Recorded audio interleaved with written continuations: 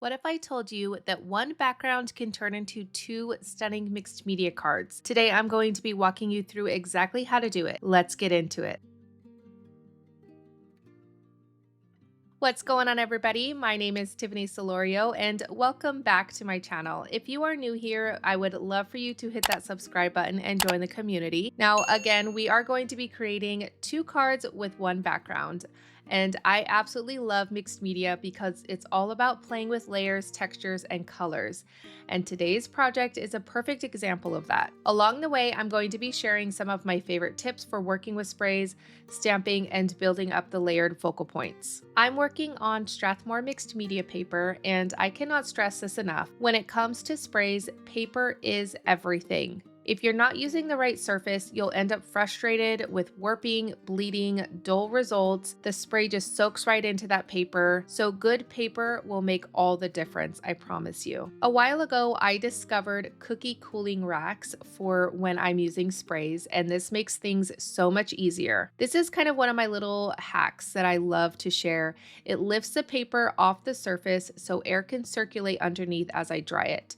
This frees up one hand, helps the piece dry more evenly, and prevents the heavy pooling that often happens around the edges if you have it on a glass surface or anything like that. I will have the one that I use listed in the description box for you. I'm going to be using some fall colors today, and I'm going to use antique linen, speckled egg, rusty hinge, seedless preserves, and a little bit of ground espresso. When I'm creating a background, I usually spray on the lighter colors.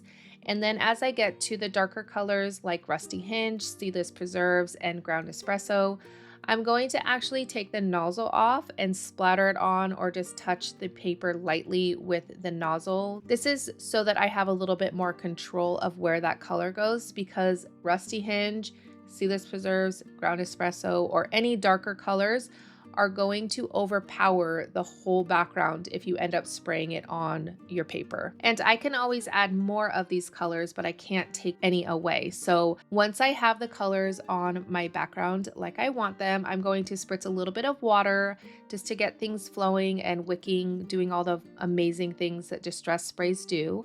Then I'm going to dry this, and then I repeat the process until I like my background. Now, a little tip that I love to share is knowing when to stop building your background.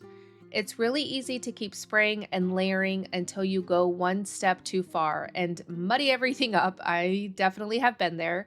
So here is my rule. I stop when I like my background about 80% of the way. I don't think it's realistic to love every single background 100% of the time. If I look at it and ask myself, can I add something more or will I ruin it? And if the answer is yes, I'm going to ruin it, then that's my sign to stop. Usually, if I just want to add a little bit more interest, a few water splatters are totally fine. It adds movement and texture without overpowering what's already there. But the big takeaway is 80% is enough. You can always build on it later on, but you can't always undo overworking a background. So I'm going to spray, splatter, add water, and dry. Repeat this process several times. Building in layers is what gives this background depth and interest, keeping in mind that 80% rule. Adding many layers is the secret to building up a beautiful background. Once I'm happy with the background, I'm going to bring in a script stamp from Creative Worship Stamps, and these will all be linked down below for you. I'm stamping with Ground Espresso archival ink, and I'm doing this kind of randomly. I don't want a perfect impression, but a permanent ink is definitely important at this stage because I'm not exactly sure what I'm going to do next with this background, and I don't want my stamping to smear or get all muddy all over my background that we just created. Now I'm going to be keeping my stamping subtle because I am going to be layering even more stamping on top of this. So this is just going to be one layer to this beautiful background. So after I'm done with the stamping, I'm going to cut the panel in half to create two separate card fronts. On each panel, I'm going to stamp a leaf image in white pigment ink. I'm going to be using my Misty to get a nice solid impression, and I can re-stamp it if I need to, which I did because I really like that white pigment ink to be really white. And because the sprays are reactive underneath, that pigment ink kind of picks up some of that color. So I want to make sure that I get a nice crisp white image. Next, I'm going to grab another Creative Worship stamp set and stamp 2 of these butterflies. I am using my Misty, of course, and using some permanent ink, Black Soot Archival ink to be exact. I'm going to add some color to these butterflies, a little bit of speckled egg and rusty hinge just to make sure that the whole card is going to flow really nicely together. And I add a little bit of splatters and ground espresso for just a little bit more implied texture. So I'm going to keep layering the color and adding some water splatters, drying in between until I like the way the butterflies look. So I am building a focal point cluster. That's what I like to call it.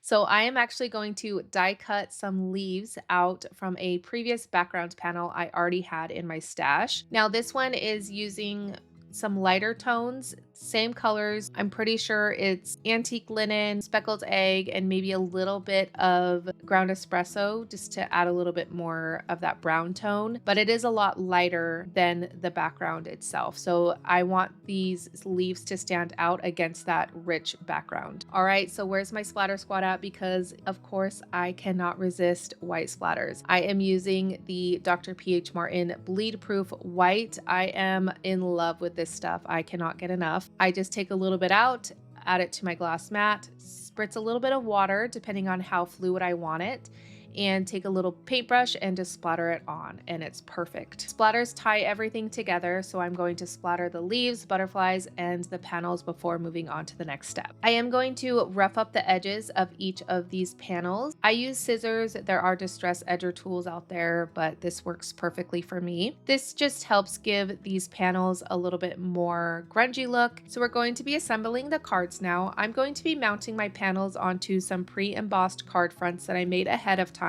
I like to do something that I like to call my craft room reset at least once a month. It's basically a creative prep day where I get everything ready so future projects come together more smoothly. On that day, I'll die cut my favorite shapes, stamp out sentiments, re-ink my ink pads, clean my tools, cut card panels, and emboss a bunch of backgrounds. Taking the time to do this once a month makes a huge difference when I sit down to create. That way I don't have to stop mid-project to emboss something or hunt for supplies. I can just grab what I need and keep going. Having these embossed panels ready to go is such a time saver. I'm going to adhere the mixed media panels to embossed backgrounds with foam adhesive for dimension, then layer on my leaves, a bit of upholstery thread for texture, and the butterflies. This is like my little cluster of focal point goodness. I'm not exactly sure what happened to the footage where I adhere the sentiment, but it's easy to do. I just stamped a sentiment, cut it out, to finish everything off. And there you have it, one beautiful background turned into 2 unique cards full of layers, textures, and that fall vibe. I hope this inspires you to look at your backgrounds a little bit differently and get more out of each one you create. Now, I would love to know what your favorite fall colors are to use in your projects. Leave a comment down below. I want to thank you all so much for stopping by. I would love for you to hit that subscribe button if you are new here. Until next time, stay creative, my friends.